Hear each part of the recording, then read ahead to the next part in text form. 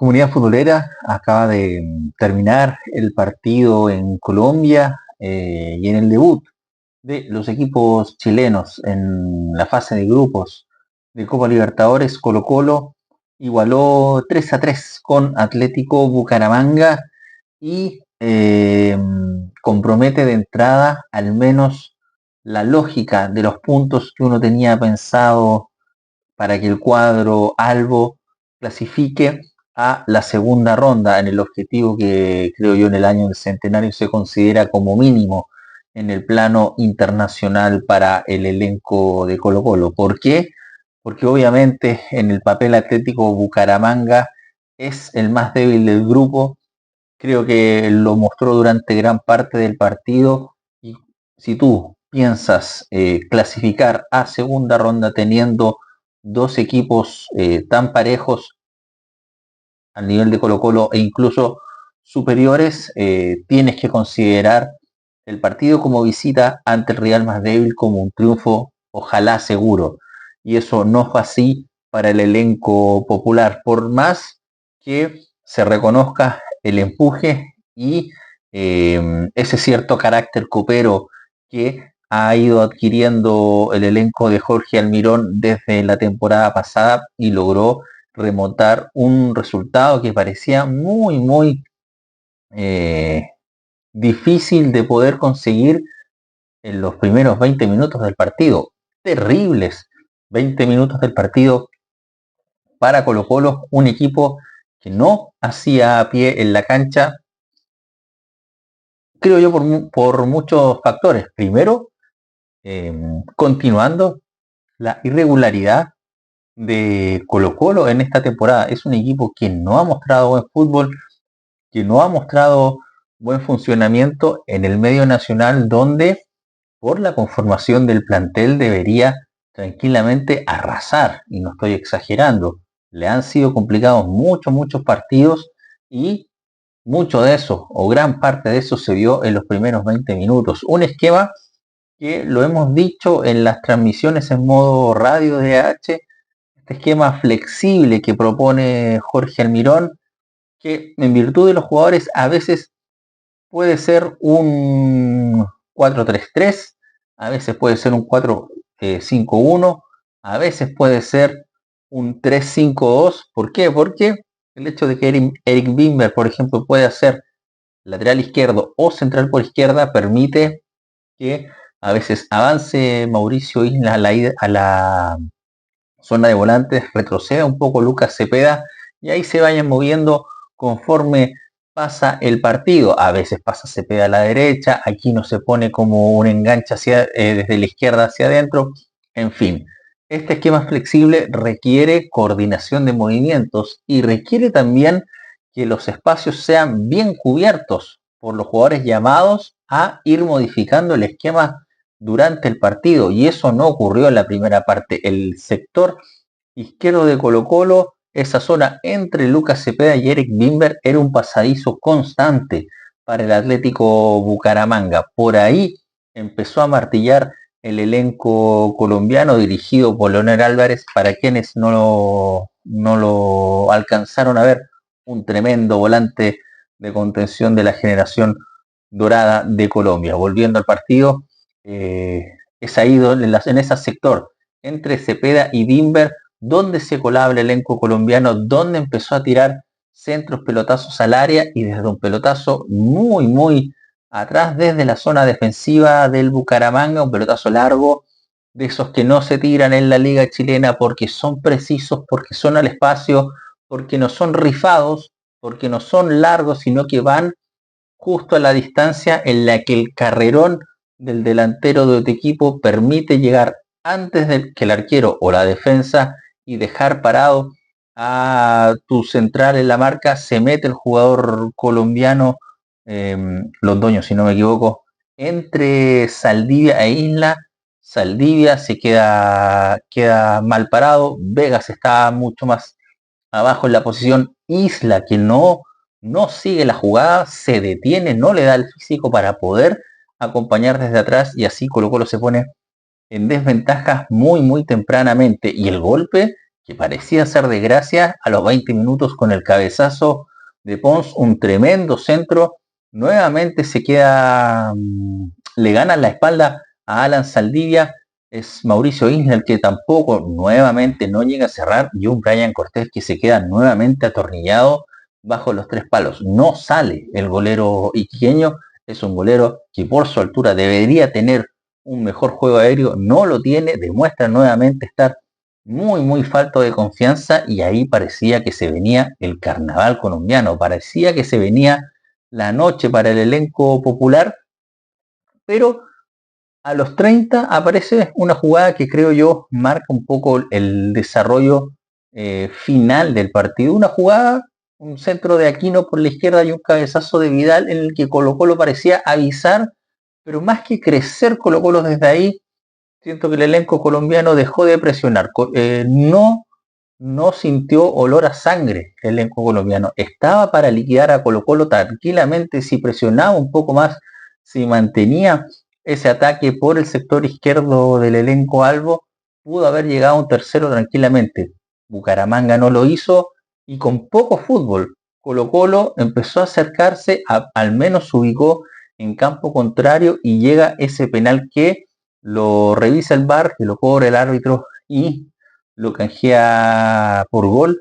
Javier Correa se mete al partido Colo Colo cuando no tenía por dónde, cuando solamente se había acercado a través del cabezazo que recién señalé de Vidal, y eso le da vida a un Colo Colo que no tenía orden, estaba muy mal parado en defensa. Isla no aportaba ni en defensa ni en ataque. Pavés y Pizarro no presionaban, tibios como siempre. Vidal intentando cubrir una cancha que al menos desde la cámara parecía gigante, con una lluvia tremenda, con esa lluvia con calor y humedad tan propia de Colombia, donde te hace una cancha pesada, donde el pasto es más largo, te hace agotar aún más en recorridos largos a lo que está acostumbrado Arturo Vidal. Correa perdido con el balón, recupera confianza con ese gol de penal, algunos pincelazos de Aquino, se pega desaparecido. Entonces era un primer tiempo muy malo para Colo Colo, y ese 2-1 o 1-2 parecía casi un regalo, en virtud de lo que había mostrado el elenco popular y lo que pudo haber llegado a ser el Bucaramanga, que tuvo todo para liquidar el partido en los primeros 45 minutos. El segundo tiempo, un trámite neutro, sin mucha gracia en los primeros 15 minutos. Parecía, uno pensaba que Colo Colo iba a ir a buscar el empate, pero igual siguió con ese desorden, siguió con la poca generación de fútbol, con la poca variedad de alternativas para llegar al ataque. El elenco colombiano tampoco le cruzaban mucho, le aparecían muchas ideas en el campo de juego, entonces el partido se tornaba bastante aburrido. Pero llega una jugada aproximadamente el minuto 55, una jugada donde Islas no ataca el rebote, tras una tapada de Cortés, se genera ese tiro de esquina y Henao pone el 3-1, denotando también una falencia que tiene este Colo Colo 2025. Es un equipo que gana muy pocos balones en el juego aéreo, tanto defensiva como ofensivamente. Ofensivamente no tiene muchas armas como para aprovechar un balón parado el elenco popular. Correa puede ser uno de los cabeceadores, Arturo Vidal no mucho más. Alan Saldivia no es un jugador que gane tantas pelotas aéreas ofensivamente, tampoco Sebastián Vegas, no tiene jugadores de envergadura, de gran envergadura, tan altos como para decir sea una torre para ir a buscar un centro, como por ejemplo puede ser Amor, y mucho menos en faceta ofensiva. Lo gana Henao nuevamente, atornillado bajo los palos Brian Cortés, y ahí parecía que el partido se terminaba. ¿Por qué? Porque los colombianos, que son unos brasileños de segunda mano en ciertas características, donde crecen, cuando están ganando tranquilamente bailan, pero también son muy mandíbula de cristal, y con muy poco, Colo Colo encuentra casi de regalo, casi no sé cómo explicarlo, pero es un gol que realmente nadie esperaba. El gol de Mauricio Isla, ¿por qué? Porque Colo-Colo no había rematado al arco en el segundo tiempo, no estaba ni siquiera cerca de causar peligro, de entrar al área con peligro, no estaba teniendo ninguna idea, Aquino muy tapado, no habían pases en profundidad y de la nada Lucas Cepeda, que ya lo dijimos en videos anteriores en la selección nacional, tiene esas características que lo convierten en un jugador de categoría internacional, de disputar partidos como estos. De la nada, esa facilidad de remate que tiene le permite generar una jugada de peligro y en el rebote Mauricio Isla en probablemente su primera pasada en ofensiva en todo el partido, anota el 3-2 nuevamente con ayuda del VAR, un VAR que estaba en Ecuador en virtud de la lejanísima distancia que tenían las cámaras, pero da la impresión de que el balón entra correctamente, no importa, gol para Colo Colo y de la nada nuevamente vuelve al partido. Y es así como aparecen dos detalles que lo hemos visto, uno, en Colo Colo en estos últimos tiempos, en la era Almirón, que empieza a sacar esa chapa de copero, en la cual a veces sin fútbol igual te genera situaciones en las cuales puedes ganar o ahora, como ocurre, empatar el partido. Entra Zavala, un jugador que hace mucho tiempo no tenía minutos en el Cacique por lesión, un jugador muy cuestionado también por su rendimiento internacional la temporada pasada, ahora es gravitante. ¿Por qué? Porque en su primera jugada de peligro hace un desborde, llega a línea de fondo, cosa que no había hecho Colo Colo en todo el partido, mete un centro atrás, preciso, rasante para un Correa que aparece y define de muy buena manera. Muy buena noticia también para Colo Colo que Correa aparezca con un doblete en Copa Libertadores. Se le está volviendo a cuestionar por su falta de gol, tiene que responder al cartel con el que llegó a Colo Colo, por el precio que se pagó también, por la campaña que traían Estudiantes. Entonces, esta aparición de Correa es un buen aliciente, le da vida a Colo Colo durante el partido, comienza a aparecer la mandíbula de cristal, el cagazo en los equipos colombianos y creo que ahí, eso sí, le faltó un poquito más de instinto asesino a Colo Colo, que pudo haber ido por el partido tranquilamente, lo pudo haber ganado, pero no tuvo esa jugada de gol posterior al 3-3 como para decir que Colo Colo estuvo cerca de ganar.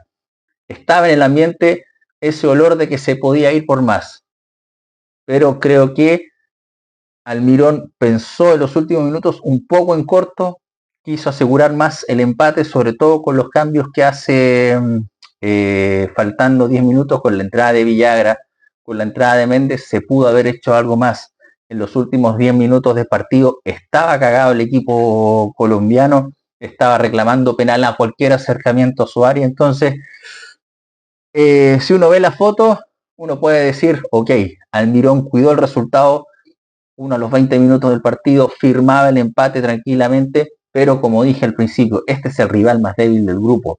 Y al rival más débil del grupo tú le tienes que sacar los 6 puntos pensando en los objetivos que tiene Colo Colo en esta Copa Libertadores y entendiendo también los rivales que le quedan. Entonces, que viene, que viene con este empate, luego del baile que le acaba de pegar Racing a Fortaleza como visitante en Brasil, la próxima semana inmediatamente te encuentras con una final. Colo Colo recibe en el Monumental a Fortaleza, que parece que va a ser el rival por la clasificación. Entonces Colo Colo sí o sí tiene que ganarle al equipo brasileño y de ahí un poco rearmar el naipe en virtud de estos 2 puntos que para mí son perdidos, los que acaba de dejar el elenco Albo en Colombia y toda la presión inmediata para el elenco popular. Entre medio tiene un partido de Copa Chile ante Wanderers y creo que ahí este es otro detalle a tomar en consideración dentro del bajo rendimiento que mostró Colo Colo en el partido. Más allá del empuje, el fútbol fue bajo. ¿Jugará con suplentes Almirón ante Wanderers? La lógica o lo corriente que uno ve en el fútbol chileno diría, partido con Wanderers, un equipo de la B, Copa Chile, se guardan los titulares. Pero Colo Colo es un equipo que ha jugado muy pocos partidos este año. Además se le han suspendido muchos, entonces no ha tenido continuidad de juego. Y eso se nota mucho en Copa Libertadores. Entonces, creo yo que Colo-Colo tiene que ir con lo mejor ante Santiago Wanderers, quizás cuidar uno o dos jugadores y después tienes la opción de meter 5 cambios durante el partido, pero al menos que el equipo llegue con continuidad de fútbol, con intensidad, porque el partido de, si no me equivoco, el día miércoles es clave, clave y seguramente decidirá el futuro del elenco colocolino en esta Copa Libertadores. Tempranamente Colo-Colo se pone presión. Pudo haber sido un triunfo tranquilamente, sí, pero por cómo enfrentó el partido es también válida la visión de que se ganó un punto. Hubo muchos goles, pero hubo muy poco fútbol en el elenco popular. Queremos escucharlos, perdón, queremos leerlos a ustedes también, comunidad futbolera. Aquí abajito van a estar todas las opciones que ustedes tienen para comentar. Denle like a esta transmisión, a este video, compártalo también para que nos ayude con el algoritmo y haga clic en la campanita. ¿Y para qué? Para suscribirse, para ser parte de la comunidad EH. Somos 10.000 miembros ya, queremos que sean más, por supuesto, y queremos que estén atentos, haciendo clic en la campanita para recibir la notificación inmediata de cada video o transmisión que hagamos. El día de mañana debuta Universidad de Chile, pero el día de hoy fue el primer partido de los equipos chilenos en la fase de grupos de Copa de Libertadores. Lo empató 3-3 Colo-Colo en Colombia. Se viene Fortaleza la próxima semana en la segunda fecha del máximo torneo continental. Que estén muy bien. Chau, chau.